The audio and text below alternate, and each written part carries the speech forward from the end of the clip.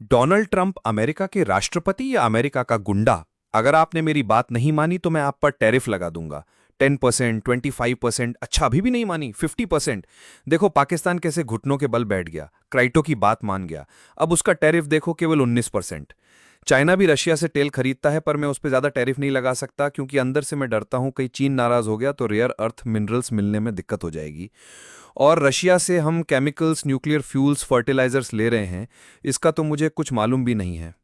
हाँ, मुझे ये नहीं मालूम कि अमेरिका रशिया से क्या क्या खरीद रहा है, पर मुझे ये मालूम है कि इंडिया रशिया से क्या खरीद रहा है। पर मुझे क्या फर्क पड़ता है, दोनों रशिया और इंडिया डेड इकोनॉमीज हैं। तो ट्रंप साहब ने भारत को एक डेड इकोनॉमी घोषित कर दिया। पर प्रश्न ये उठता है कि अगर भारत एक डेड इकोनॉमी है तो गुड़गांव में दो ट्रंप टावर्स क्यों इन्वेस्ट किए? अचरज की बात यह कि दुनिया के दो ही शहरों में ट्रंप साहब ने दो टावर्स बनवाए, एक न्यूयॉर्क और एक गुड़गांव।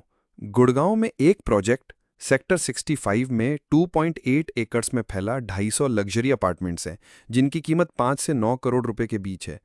और लॉन्च वाले दिन ही 150 करोड़ रुपए में 20 प्रॉपर्टीज बिठी। 2018 में लॉन्च हुई ट्रंप टावर्स नाम के इस प्रोजेक्ट, जिसका कुछ ही महीनों में पोजेशन मिलने वाला है, 2000 करोड़ रुपए की बुकिंग हो चुकी है।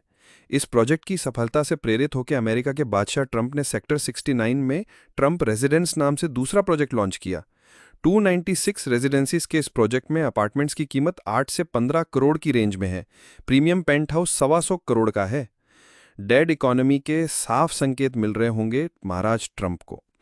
अब ये भी अटकलें लगाई जा रही हैं कि भारत में तीसरा प्रोजेक्ट भी शायद लॉन्च किया जाए, जो नोएडा के सेक्टर 94 में होगा।